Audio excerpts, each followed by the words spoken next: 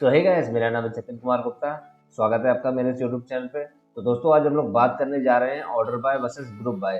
तो आज हम लोग जानेंगे कि ऑर्डर बाय में क्या डिफरेंस है, ठीक है, और ग्रुप बाय में क्या डिफरेंस होता है, किस तरीके से ये दोनों चीजें अलग अलग तरीके से डेटा फैच करके देती हैं, ठीक है, और क्या इन दोनों में सिमिलैरिटीज हैं, क्या डिफरेंट है इन दोनों चीजों में, ठीक है, इन दोनों क्लॉजों में क्या डिफरेंट चीजें, किस तरीके से डेटा फैच होने में डेटा किस हिसाब से फिल्टर होता है, ये सारी चीजें आज हम लोग देखेंगे। तो जल्दी से आप लोग अपना माइक फिल ओपन कर लीजिए और चालू हो जाइए।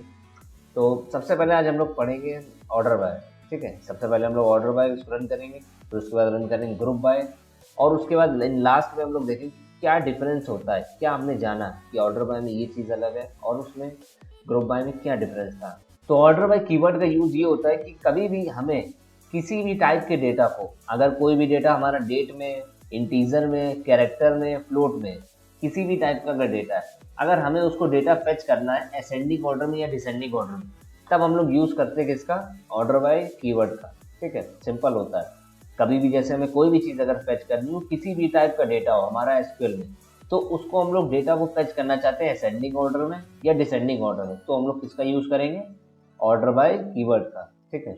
तो सिंपल इसकी कमांड होती है, जैसे कि मान लीजिए अगर जैसे हमें डेटा फेच करना है यहाँ पे एडमिशन डेट का, ठीक है, यह सिंपल सी कमांड सबसे पहले रन करते हैं। जैसे कि मान लीजिए फीस है, ठीक है, फीस को हम लोग असेंडिंग ऑर्डर में प्रिंट करना चाहते हैं और उसी के हिसाब से जितना भी डेटा है हमारा स्टूडेंट आईडी में, फर्स्ट नेम में, लास्ट नेम में, एडमिशन डेट या सब्जेक्ट, कोई भी फील्ड हो, ठीक है, तो उन सबको हम किसके हिसाब से प्रिंट करना चाहते हैं, फीस के हिसाब से। और फीस का क्या ऑर्डर होना चाहिए, असेंडिंग ऑर्डर, ठीक है। तो इसके लिए आपको यहाँ पे लिखना होगा कमांड, आपको यहाँ पे लिखनी है सेलेक्ट जो भी आपके कॉलम्स है। जैसे कि यहाँ पे हमें सारे कॉलम्स अगर प्रिंट करने हैं तो हम लोग किसका यूज करेंगे, एस्ट्रिक का यूज करेंगे, फ्रॉम जो भी टेबल का आपका नाम है, क्लास 12, ठीक है।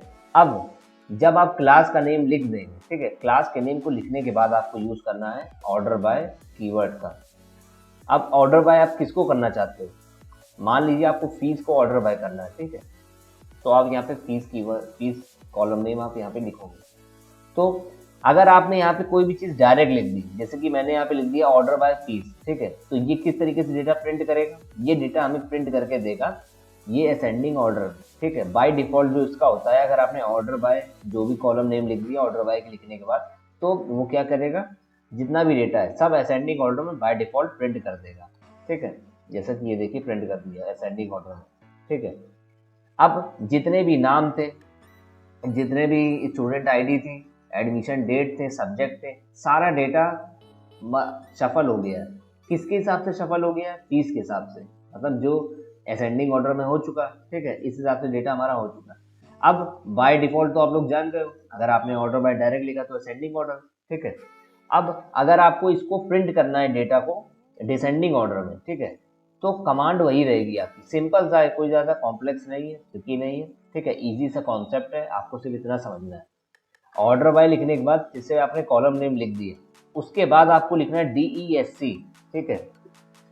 अब DESC सुन के आपको दिमाग में एक चीज़ आ रही होगी कि भैया ये तो डिस्क्राइब वाला आपने DESC लिख दिया। नहीं, डिस्क्राइब वाला DESC अलग है, वो टेबल के साथ यूज होता है, ठीक है। ये यहाँ पे जो यूज हो रहा है, इस DSC का मतलब है आपका डिसेंडिंग, ठीक है। आपको कॉलम नेम लिखने के बाद ऑर्डर बाय में DESC लिखना है, उसके बाद जैसे ही आप एंटर प्रेस करोगे तो आपको डेटा डिसेंडिंग ऑर्डर में प्रिंट होके मिल जाएगा, ठीक है। अब ये जो डेटा आपका प्रिंट हुआ, ये देखिए सारा डेटा सफल हो गया डिसेंडिंग ऑर्डर में, फीस के हिसाब से सारा डेटा हमारा चेंज हुआ है, ठीक है। यहाँ पे किस फॉर्मेट में था, असेंडिंग ऑर्डर में, और यहाँ पे डिसेंडिंग ऑर्डर में। अब इसी तरीके से आप लोग चाहे तो सेलेक्टेड कॉलम से प्रिंट कर सकते हैं, जैसे कि यहाँ पे अगर हम प्रिंट करना चाहें सिर्फ फीस, तो यहाँ पे इसने फीस प्रिंट कर दिया, ठीक है। और अगर हम यहाँ पे प्रिंट करना चाहते हैं, जैसे फीस के साथ हमें प्रिंट करना है सब्जेक्ट, तो यहाँ पे इसने दो चीज़ें प्रिंट कर दी, ठीक है। तो यहाँ पे आप लोगों ने ये देख लिया कि आप लोग सिलेक्टेड कॉलम से प्रिंट कर सकते हैं, ठीक है, और उसके बाद किसी भी तरीके से आप लोग असेंडिंग और डिसेंडिंग ऑर्डर में डेटा को अपने फेच कर सकते हैं, ठीक है। अब ये तो हमने देख लिया कि किस तरीके से हम लोग फेच कर सकते हैं, और सेलेक्टेड कर सकते हैं, नॉन सेलेक्टेड, ये सारे कर सकते हैं, ठीक है, सारे कॉलम्स हम लोग फेच कर सकते हैं। आपके दिमाग में एक डाउट आ रहा होगा कि भैया क्या हम लोग ये डेट वाले इंटीजर डेट टाइप को कर सकते हैं, डेट फॉर्मेट में जो भी हमारा डेटा है हम उसको कर सकते हैं। जैसा कि मान लीजिए यहाँ पे एडमिशन डेट है, ठीक है, और हमें सब कुछ प्रिंट करना है। सेलेक्ट ऑल फ्रॉम ये दिस टू दिस, आप फीस की जगह लिख दीजिए एडमिशन डेट, ठीक है। तो ये देखिए एडमिशन के हिसाब से प्रिंट हो गया। अब मैंने इसको डायरेक्ट लिखा है, यहाँ पे DESC लिखा, डिसेंडिंग ऑर्डर, मतलब डेट क्या होगी, तो बड़े से छोटा, सबसे ऊपर हमारी डेट क्या है, सबसे ग्रेटर है, धीरे धीरे हमारी डेट क्या होती जा रही, कम होती जा रही है, ठीक है। तो इसने डिसेंडिंग ऑर्डर में डेट को प्रिंट कर दिया, ठीक है, और उसी के हिसाब से सारा डेटा हमारा फिक्स कर दिया। तो इसी तरीके से आप लोग किसी भी तरीके से किसी भी डेटा टाइप को आप लोग डेटा को फेच कर सकते हैं।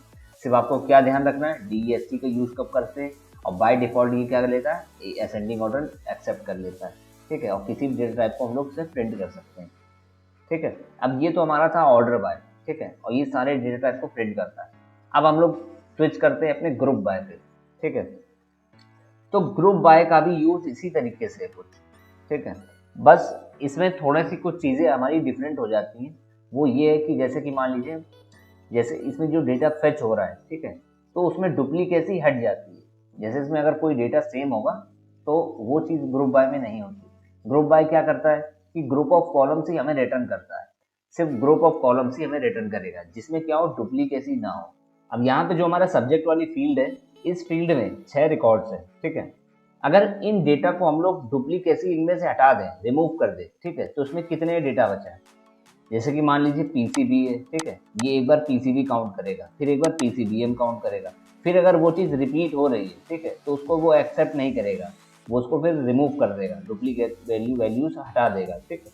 तो PCBM एक बार था, फिर इसने दूसरी बार हटा दिया, PCB भी हो चुका है, इसने रिमूव कर दिया, फिर इसको भी रिमूव कर दिया, फिर क्या बचा हमारा PCM, ठीक है, इसको काउंट कर दिया।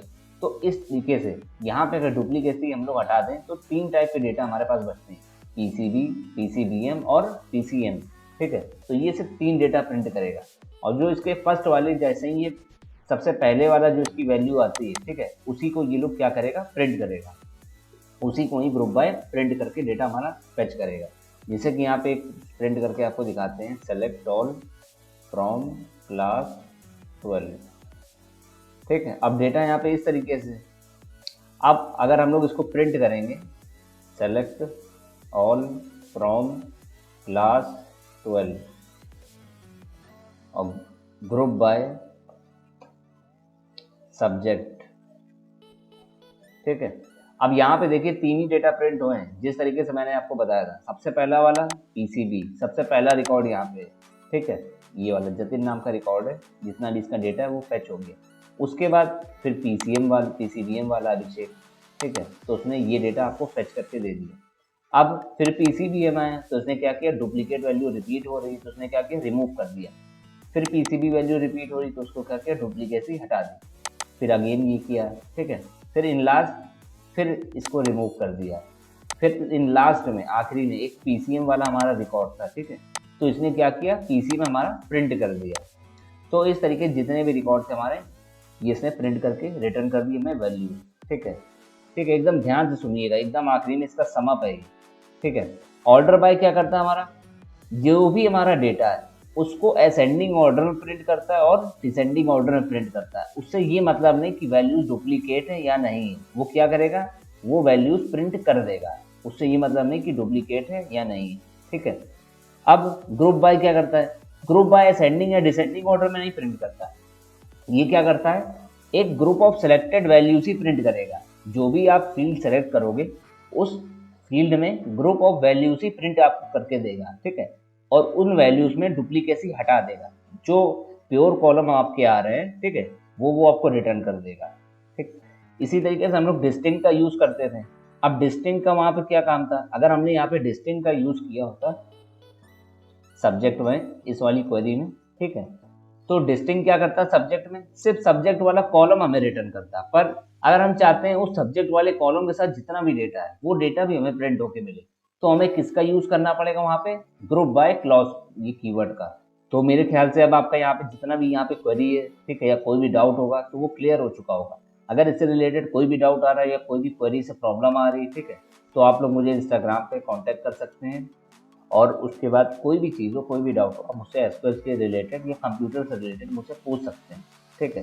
तो इसी के साथ चलते हैं, करते हैं लेक्चर एंड, मिलते हैं आपसे अगले लेक्चर में। बाय।